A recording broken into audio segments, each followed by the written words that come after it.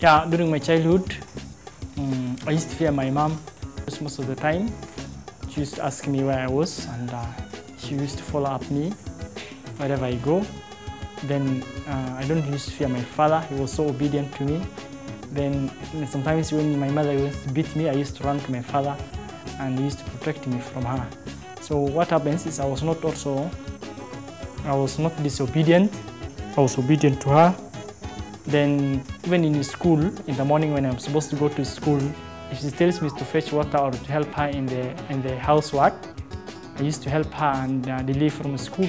So I was not disobedient, but still my mother wanted the kind of person that she wanted to know the kind of person I want to become in the future.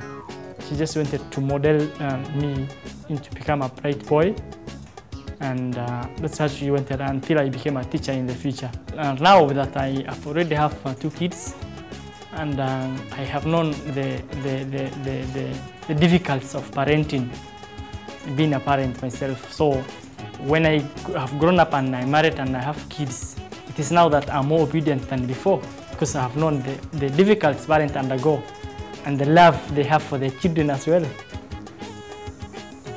It is now that I respect much my parents, and I keep on remember them, whatever they have done for me when I was young.